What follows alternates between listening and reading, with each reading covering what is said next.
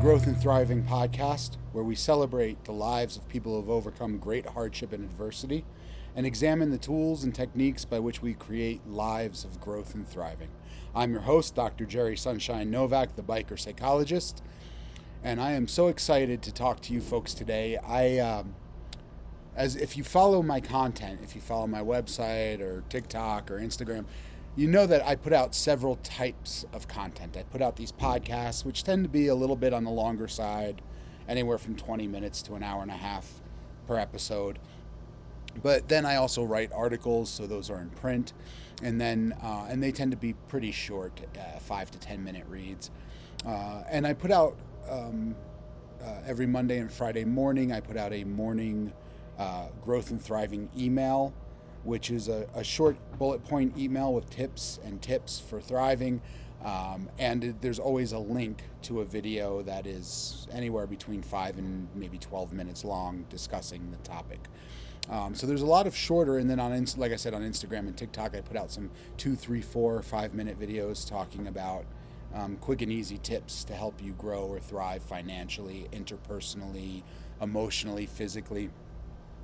And so this topic, oh, by the way, if you wanted to see any of that content on both TikTok and Instagram, I am the biker psychologist. On Facebook, you can look up Growth and Thriving with an ampersand. Growth and Thriving is my page. I also have Facebook communities, Growth and Thriving After Hardship and Adversity. You can join that community.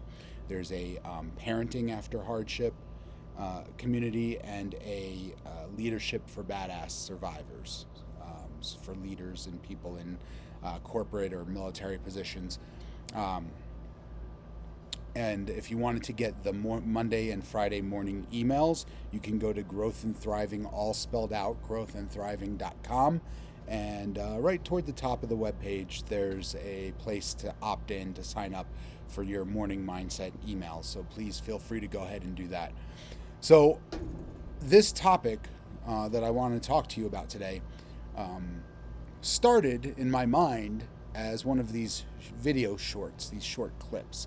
I was going to take the bike somewhere, and somewhere scenic here in Colorado, and set up the phone and the little microphone, and I was going to talk to you about 3 quick and easy tips for setting better boundaries.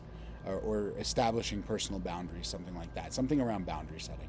And the more I thought about what I wanted to say with regards to boundary setting, the deeper I went down this rabbit hole.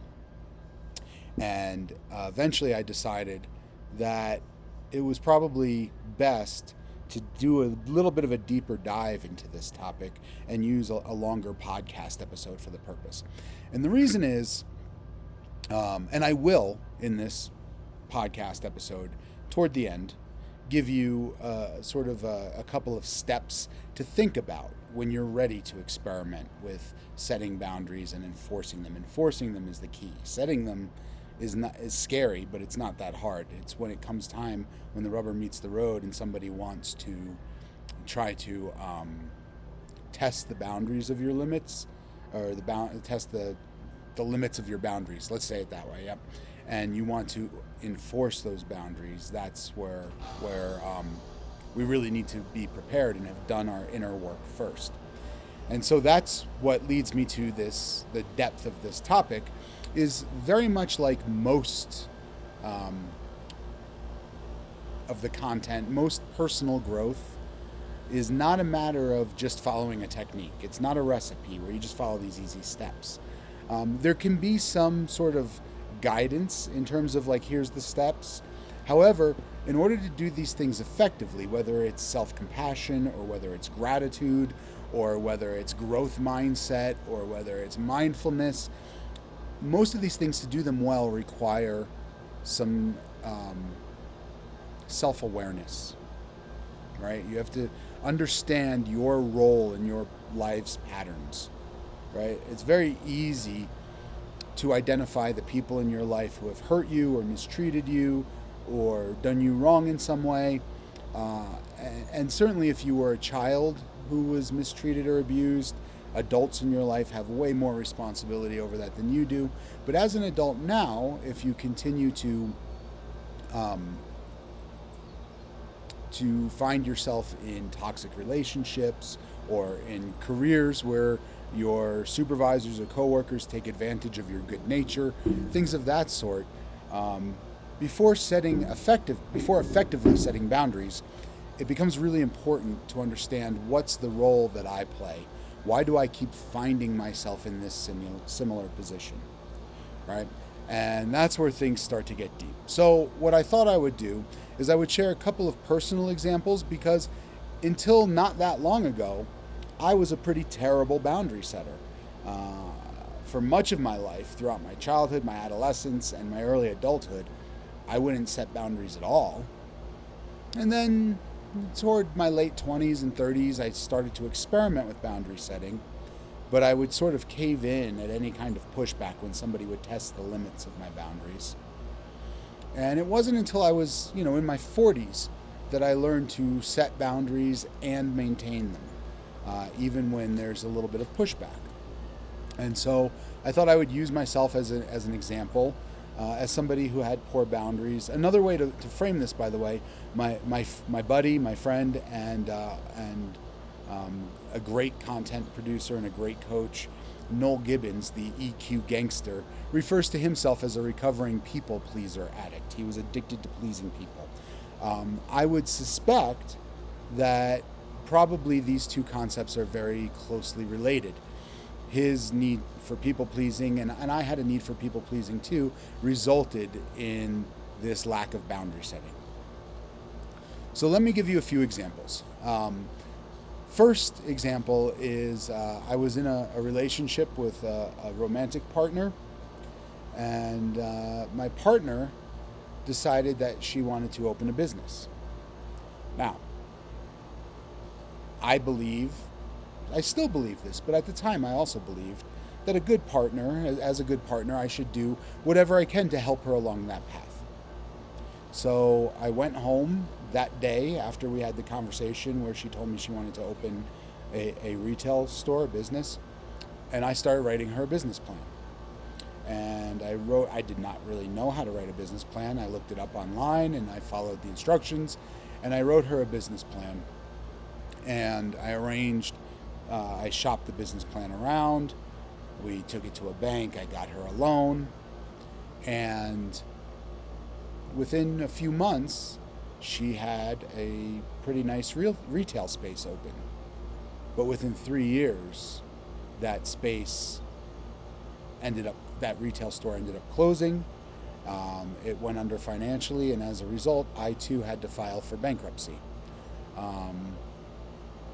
And again, in this case, it's very easy, once we got the business started, turned out she liked the retail side of things, but didn't enjoy managing, didn't like running the business, and as a result, really didn't, and sort of neglected it, allowed it to fail, allowed it to, didn't push it to thrive. And so within a few years of opening, that business went under, and I had to file for bankruptcy and figure out how to climb out of that hole into a place of better financial standing. That's one example. Similarly, when I commissioned in the military and became a military psychologist in the Air Force, at my first duty station, we had a really, somebody who I think of as not a great leader who was in charge of that clinic.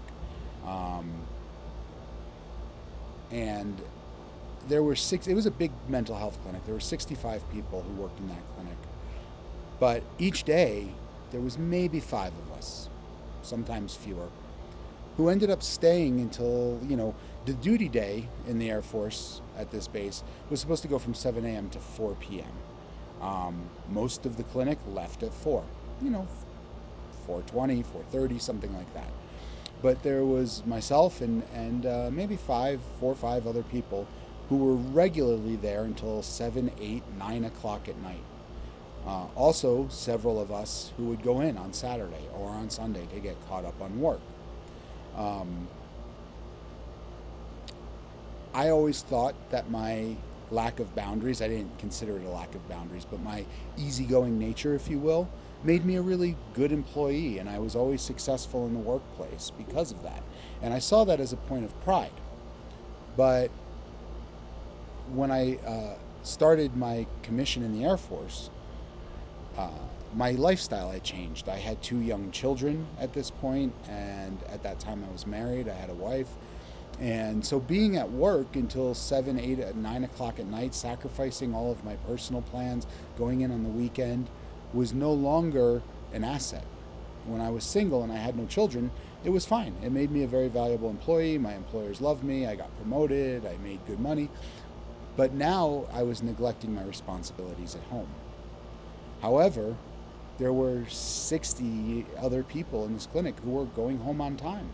And in fact, the leader, who I told you, the flight commander, who in my opinion was not a great example of a leader, was very often going home at 2:30 or 3 o'clock and made no bones about letting us know that he was off to go fishing at 2:30 when the duty day ended at 4.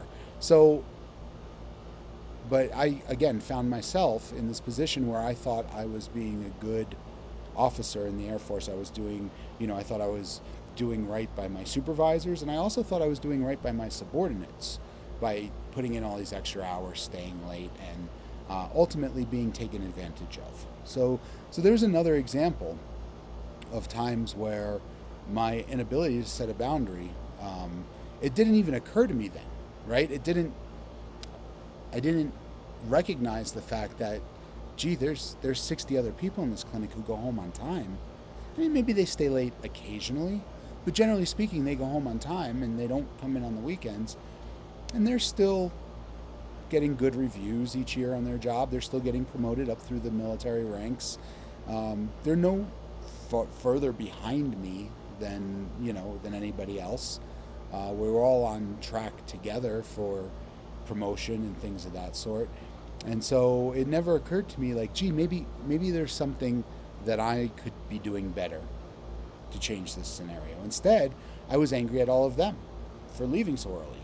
God, if everybody just stayed an extra half hour, if everybody stayed till 5, or I guess that would be an extra hour, we could all go home at 5 instead of, a couple of us having to stay till 8.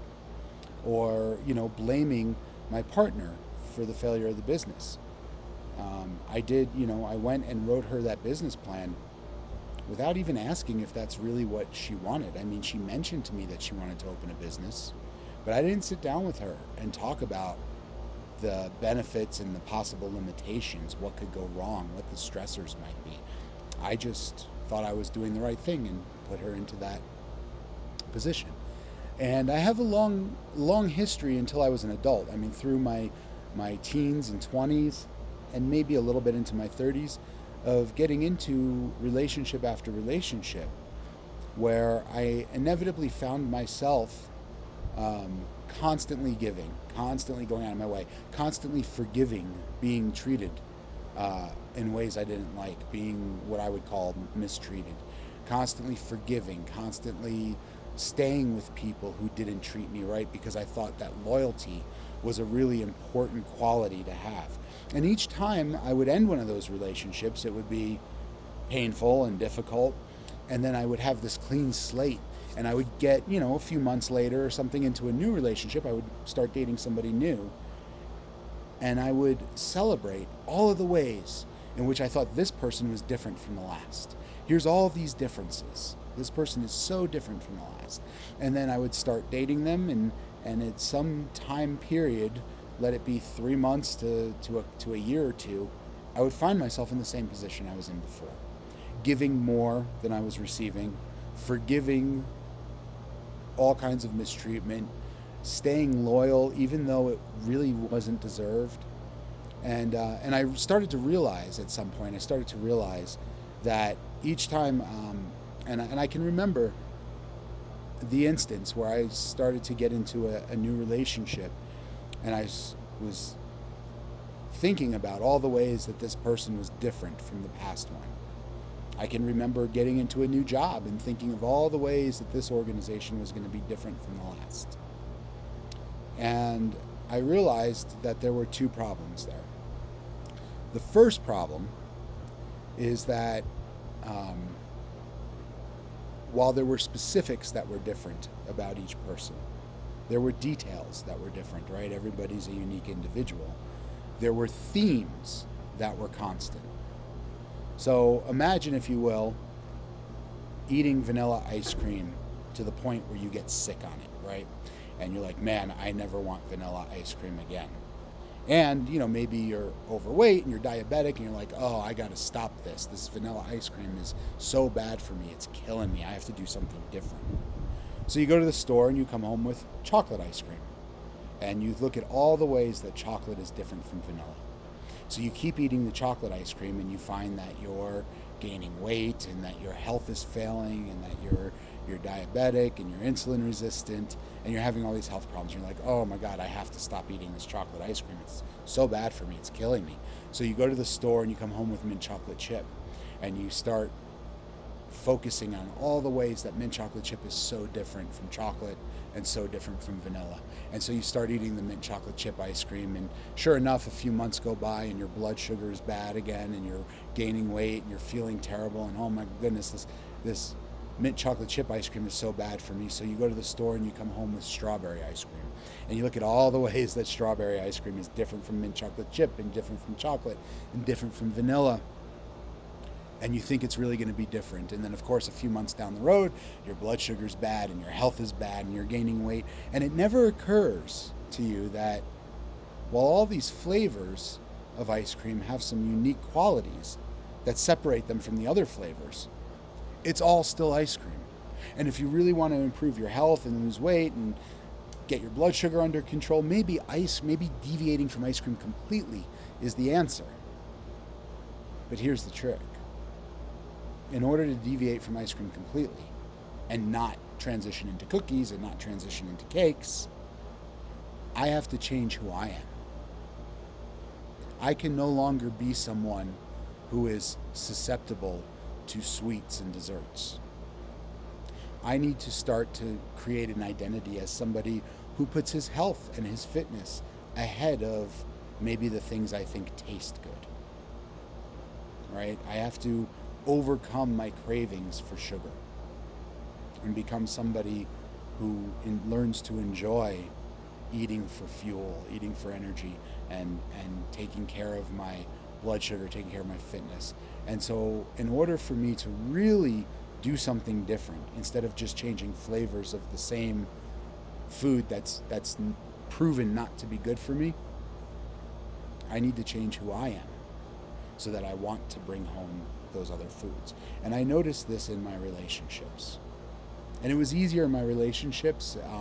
It took a little while to understand it in my professional life, but I eventually did. But what I had to notice, first of all, is that while I was focusing on all these different personality characteristics and traits that each new person had, and this was not only, by the way, in my romantic relationships, this was in close friendships as well. I had to recognize that there were similarities. And I had to think about what was it in me, what about me was drawing me to be in relationships, friendships or romantic relationships, with the same type of people over and over again, and finding myself in the same scenarios where I was giving and giving and giving and forgiving and forgiving and forgiving, but generally not being appreciated and not receiving in return and being taken advantage of. And what I came to realize, and this is where, 3 quick steps to building better boundaries won't do it, because until you have this realization and work through this piece of your psyche, you're not going to be able to follow those 3 steps, at least not in a meaningful way. What I had to realize is that I had it within me what are called conditions of worth. What that means is I had a belief about myself. I had a narrative about myself that said, if I'm not working hard to earn someone else's love, affection, to earn belonging in a group, then I'm not worthy of it, right? If I was not working, the inverse, right? If I was not working hard to earn somebody's love and approval, then I would be unlovable at my baseline, right? If I were to just be without doing for somebody else, if I'm not taking care of them or doing for them, if I'm just being, then I'm inherently unlovable. And why would anyone love me, right? So I created this scenario in myself where I had to be rescuing people, saving people, taking care of people, fixing problems for people, writing business plans for people in order to feel worthy of their love and their affection and their approval. Now, this comes from a lot of old messages, childhood messages that I perceived growing up.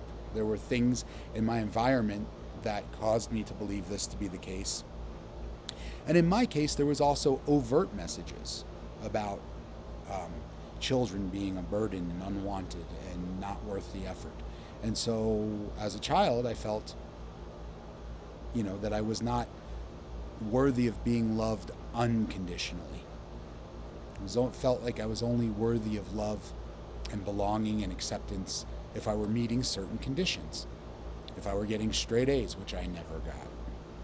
Or if I were, doing chores around the house to help, which I seldom did. But I had to be working to earn that.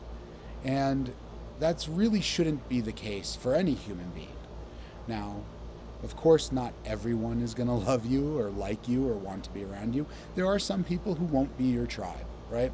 And no matter what, no matter how hard you try, you might rub them the wrong way, or you might see the world differently than they do, and you might not be a fit. But generally speaking, when you hit the right people in your tribe, the right friends, the right loved ones, the right family members, the right romantic partners, the right business partners, they will love you and accept you and want you around on your worst day, when you're sick, when you're grumpy, when you haven't slept well, when you're angry, right? Any of those situations, they will want you around. That's the right environment to be in. As somebody who didn't, but in order to have that environment, it's imperative that you see yourself as somebody who is inherently worthy of love and belonging and acceptance for no other reason than you exist.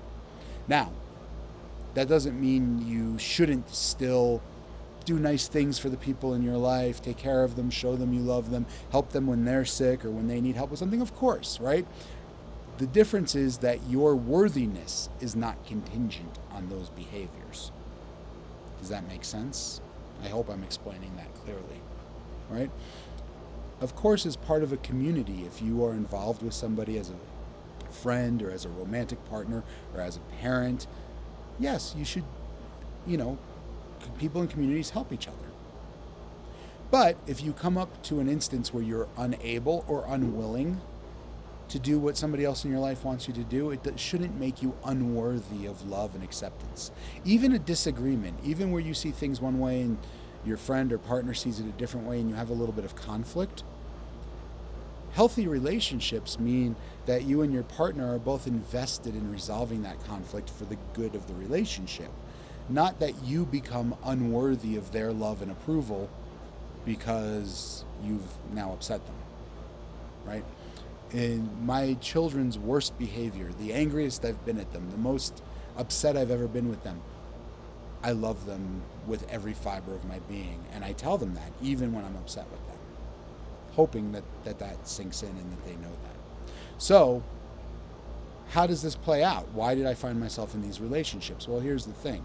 If I don't feel like I'm worthy of love or belonging or acceptance unless I'm doing something actively to earn it, then I'm always doing something actively to earn it. I'm always helping my friends or my romantic partners or business partners with what they need. I'm always writing them a business plan. I'm always helping them move. I'm always helping them take care of their health. I'm always, whatever it is, working with them on their financial well-being. I'm always giving. So, if I'm somebody who needs to always be giving, I am only finding people who are sort of chronically in need of help. I don't like to say it this way because it sounds demeaning, but for want of a better phrase, I'm finding people who are chronically broken. Because if they're chronically broken, then they're chronically in need of help. If they're chronically in need of help, I get to help. And then once I help, they show appreciation, and I feel loved and wanted. Right? The problem is, after months of that, it gets old for both me and them. I get resentful of them for never having a moment's peace, for always having to be doing.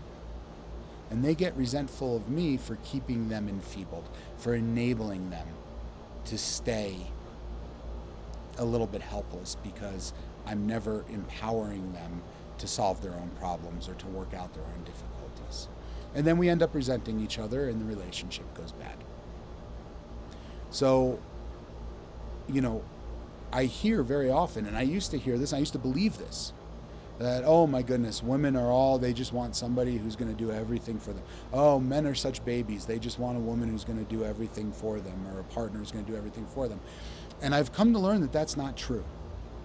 I've come to learn that there are healthy people in the world. There are emotionally, spiritually, physically capable and healthy men and women in the world. And by saying men and women, I mean there are people of all genders and all classifications who are very capable, very stable, very intelligent, right? Everybody has a bad day once in a while. Everybody has a good day once in a while. But the issue was this. Healthy, capable, independent people wouldn't have wanted to be with me because they don't need somebody to be constantly rescuing them. They're not Lois Lane. They're not looking for Superman. They actually value their own ability to solve their own problems. That's important to them. And so they would have nothing to do with me back then because I was always having to save them, to rescue them. What's more, I would not have felt secure in one of those relationships. If I was in a relationship with somebody who didn't need me to rescue them, that would feel very threatening to me. Unconsciously, in my gut, not in my mind so much, but in my gut, was this idea of like, well, if I'm not doing something for them, why would they possibly want me around? And so as a result, I found people who were kind of on the needy side. They found me because I was on the rescuer side. And then eventually it ended badly, as I described already. So the first thing I had to do before learning to set good boundaries is I had to change who I was. I had to be the guy who stops eating ice cream and really decides to get into a healthier diet, right? I had to be the guy who says, you know what? I need to learn to have unconditional love for myself. Now, that doesn't mean I'm always satisfied or happy. That doesn't mean there's no room for me to grow, right? That doesn't mean I don't walk away from certain interactions with loved ones or business partners and say, man, I'm not happy with how I handled that. I could do that better, right?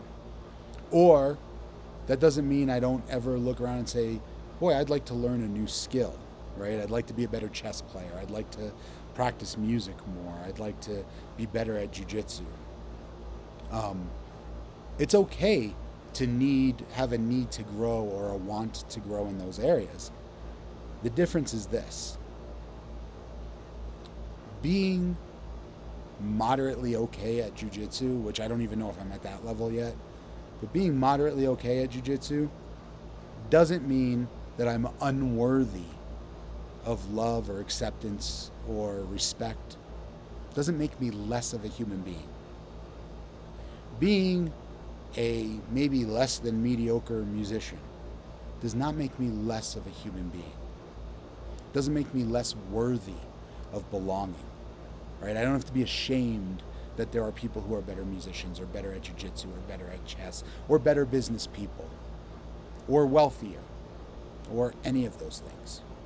I had to learn that even in my shortcomings, I'm a person worthy of love and respect, especially for myself. That was step one. That was the hardest step. That was the hardest step. That's the step in my practice coaching people. That's the step I do the most work with, is getting people to see themselves as worthy, to act as if, when in the beginning, when it's really hard, in those moments where they would normally beat themselves up and tell themselves terrible things about themselves and say how awful they are and how terrible they are and how miserable they are, I have to get them, help them, empower them to break that cycle first. Because if you're not worthy and you need other people's acceptance, you have to work for other people's acceptance in order to be lovable, there's no way to maintain a boundary. There's no way to say to somebody, I said I wasn't going to do that, and I hear you asking, but I'm going to not do that respectfully. Because now they might be upset with you, and if they're upset with you and that makes you unlovable and worthless as a human being, that hits something deep in our hard wiring. And it would be inaccurate for me to say, I know exactly what that's about. My suspicion is that human beings, from the beginning of time, we rose to the top of the food chain and had an industrial revolution and had an agricultural revolution, mostly based on our ability to work in groups. We are social beings. And so the thought of being outcast is a threat to our existence, right? Compared to a bear or a tiger or an elephant, we can't survive, right? If we encounter a bear alone, and that bear wants to, it will chase us down. It's faster than we are, and it will rip us to shreds, and we will die. Whereas if we encounter a bear in a big group, maybe we can find a way to survive. And so that's my suspicion, is that the feeling of being rejected hits that nerve. And I think if we can help each other learn to have self-love and self-respect, and then this other person rejects us, this other person breaks up with us, or decides not to do business with us, or ends a friendship with us, that's hurtful. But if we know deep down that we're still worthy of love and acceptance, then this person rejecting us doesn't mean everyone will reject us, right? It means some people won't want us, won't like us, but others will. And that's the step. That's the step that matters. That's the big rock, right? And if you need help with that, find a coach, right? Hit me up, email me, go to my website. Let's help you with that. That's the most important piece. Once that piece is in place, then you are equipped to start on this process I'm going to describe right now. Let's call it 2 in establishing boundaries, because step 1 was that big rock I just talked about for 45 minutes or whatever it was. I guess it was more like 30 minutes. That's the first step. But step 2 is we have to get a fairly good sense of what it is we are willing and able to do and what we are not willing to do. Able to do is a little easier. If somebody asks us to do something we're not able to do, well, then we're not able, and that's kind of easy. It's much harder when we are able but we're not willing, right? That thing they're asking goes against our belief system, it goes against our values or morals, or maybe we're not opposed to doing what they ask, but we already made a commitment to somebody else, or a commitment to ourselves, a commitment to work on our business, or to go to the gym, or to do, and we don't want to back out of that commitment that we've made to someone else or to ourselves. So the first step is you have to have a basic understanding of what you're willing or not willing to do. This can be tricky. Sometimes somebody will ask for something of you. It doesn't have to be something tangible. It doesn't have to be asking you for money or asking you for, if you can help them move or pick them up from the airport. Sometimes it could be, asking you to keep a certain secret, or it could be something that's less tangible than that, asking to use your time to vent continuously, right? You might be willing to allow them to spend a night venting to you once in a while when they're going through a hardship. But if they're the kind of person who has 2 hardships a week and you have to give up 2 or 3 nights a week to listen to them vent, that might be beyond your limit. And so the first is knowing where those limits are. And if somebody does come to you with something that you hadn't considered previously, they're asking you to help with something or to do something or to be there for them in a way that you hadn't considered previously, you need to have enough self-awareness and enough, self-awareness is the word, to recognize that you're not prepared to answer that just yet, and to say to them something like, I need to think about that. I'd like to help, but I was not prepared for that request, so let me sit on it. I'll get back to you in a couple hours or tomorrow or whatever the case may be. And then sort out what your values and your needs and your wants are and see if it's consistent with what they're asking or not. That's step 1. Or that's step 2, actually, right? Because step 1 was the whole interpersonal piece. That's step 2, is know your values, know what you're willing to do, know where those boundaries are. Step 3 is the ability to verbally communicate your boundaries. Now, this is one of the things that's tricky for a lot of people because they assume it has to be harsh. They assume it has to be, I will in no way, shape, or form do this thing or do that thing, and that it has to create conflict. It doesn't. It can. You certainly could. If you have somebody who's sort of in your life who's sort of a persistent boundary stepper, a line stepper, as Charlie Murphy would call them, then you can be a little more aggressive in voicing your boundary. But it doesn't necessarily have to be like that. It can be gentle, right? It is possible to say to somebody, I love you and I value our relationship or our friendship, and the last thing I really want to do is upset you or hurt you.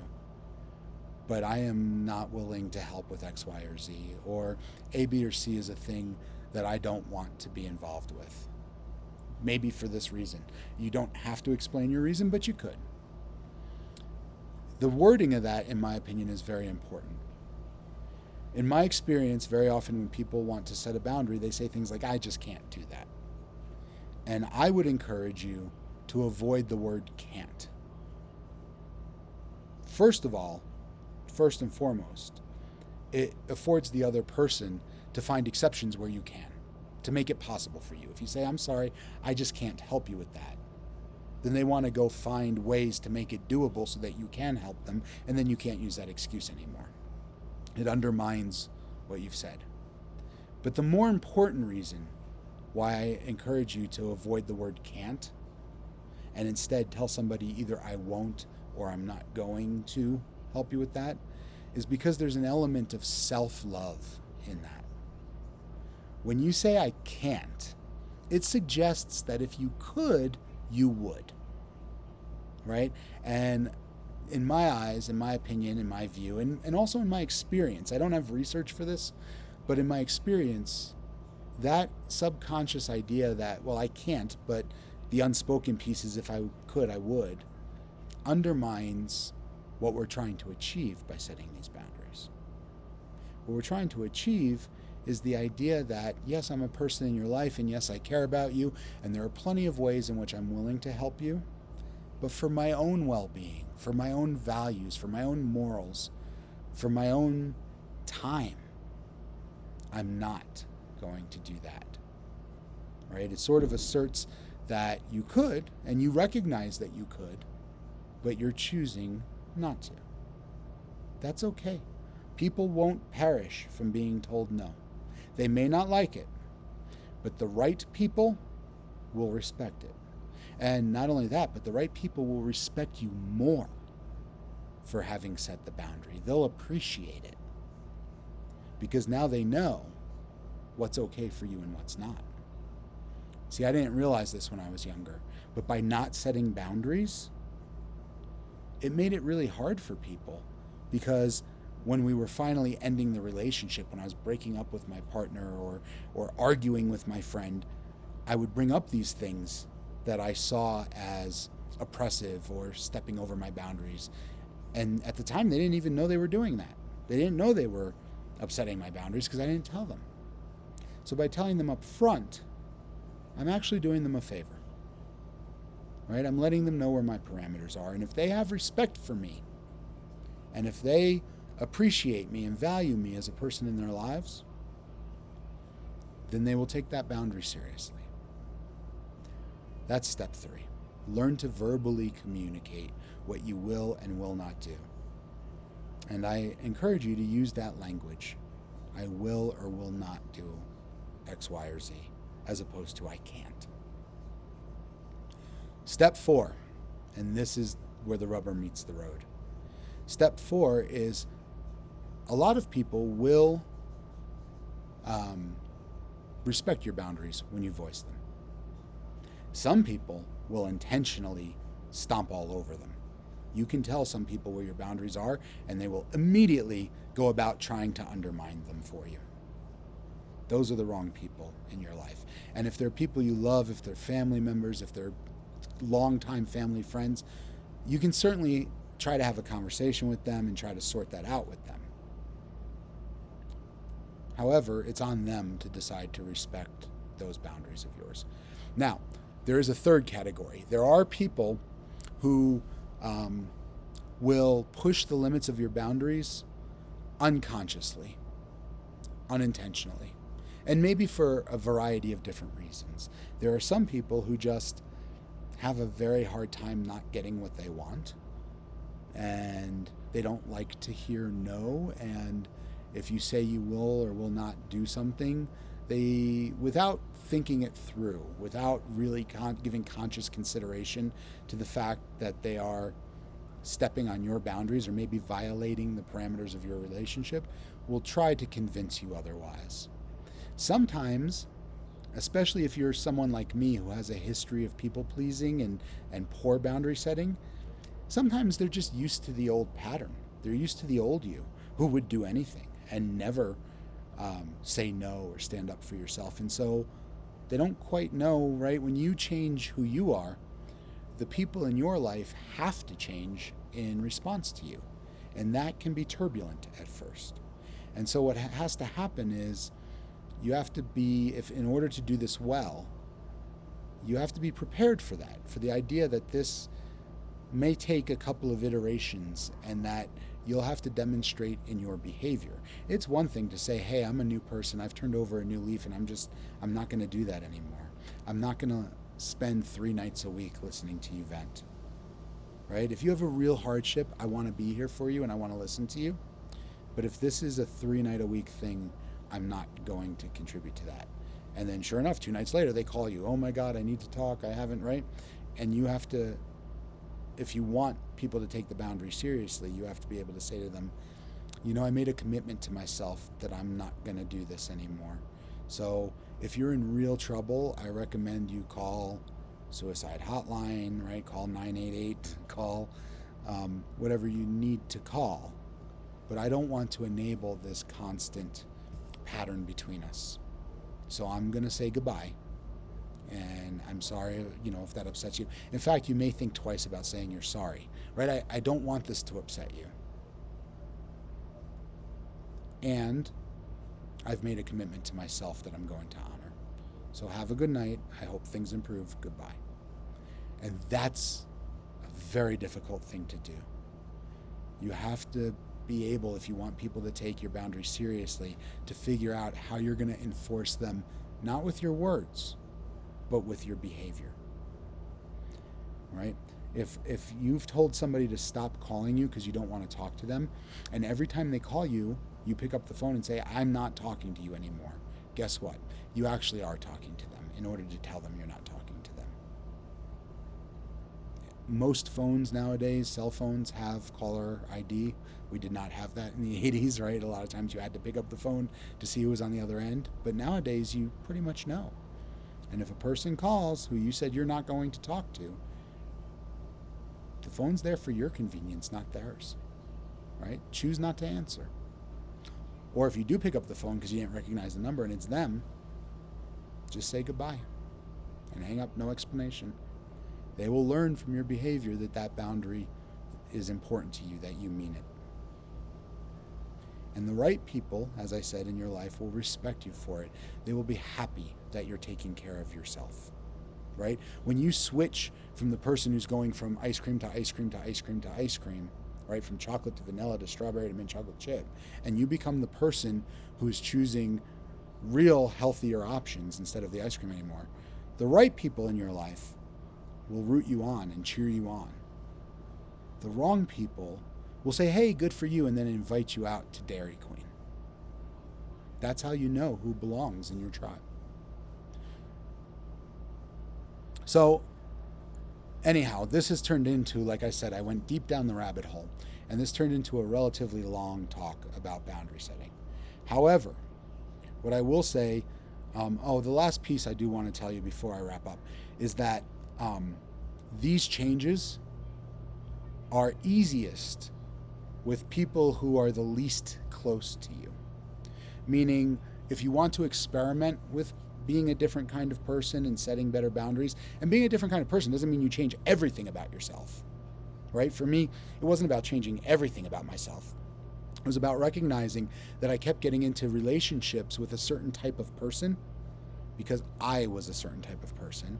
And in order to get into a relationship with somebody different, I had to become the kind of person who saw his own value and worth, appreciated his own value and worth, and refused to allow people to take advantage of me. Right? I had to be the guy who would go home from work at 4 or 5 most nights of the week and only stay late when there was really an extraneous circumstance in order to take care of myself and my children. Right? That became important.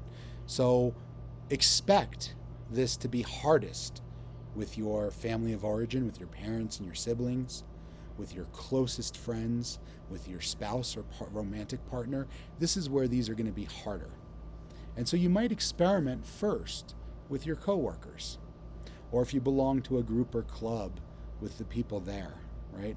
Certainly with new people you meet, it's really easiest to start off day one being somebody who sets and maintains their boundaries, right? They tell teachers all the time, it's easiest to start the school year strict and get more lenient as the year goes than to start the year lenient and then try to get stricter later. So experiment with this. Please let me know how you do. Send me an email, DM me on the social media platforms, whether it's Instagram, TikTok, or Facebook. Let me know how you're making out with this. If you find that you really struggle to get to a place where you feel worthy of love and belonging no matter what, to the extent where you're willing to enforce boundaries, please get help, right? Please talk to somebody. Therapists can help you, but coaches can help as well in this. It's not a mental health diagnosable condition that you need treatment for. You need a licensed mental health provider if you have a diagnosis, right? If you have the diagnosis of a certain type of personality disorder or PTSD that contributes to this tendency, then you need treatment. But if it's just a thing, not to minimize it, but like in my situation, I grew up with these messages were deep ingrained, didn't necessarily have to be connected to a bona fide mental health diagnosis. This is the kind of thing a well-trained, qualified coach can help you with. So please get help if you need it. You can certainly come to me for help. If I'm not the right fit for you, but you still want help, I can help you find help through my network.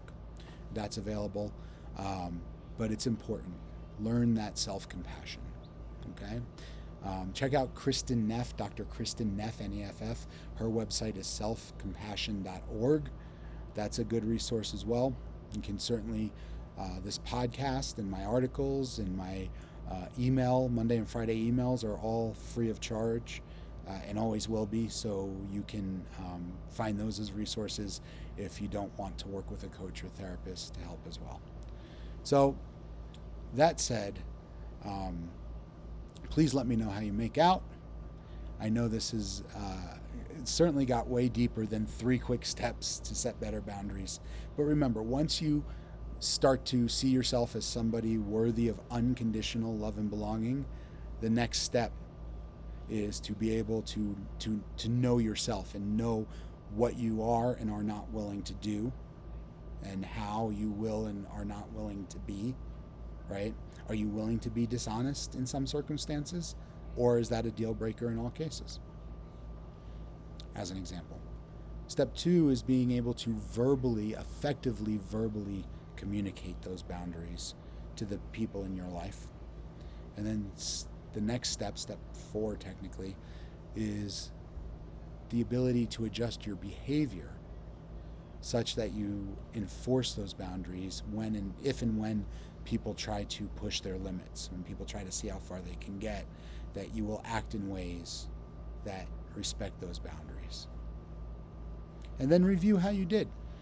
And if you're happy with the way you set a boundary and enforce that boundary, great, right? Learn to reproduce that. If you feel like you could have done some of it better, maybe with less conflict or less emotion, or maybe you could have verbalized the boundary more clearly, whatever it was, then tinker with it, make those adjustments, and try again. I hope you all have great success with this. I hope this is of value for folks. And until next time, I'm going to sign off. This is Dr. Jerry Sunshine Novak, the biker psychologist, saying time to biker up and keep growing till you're thriving. Take care, everyone.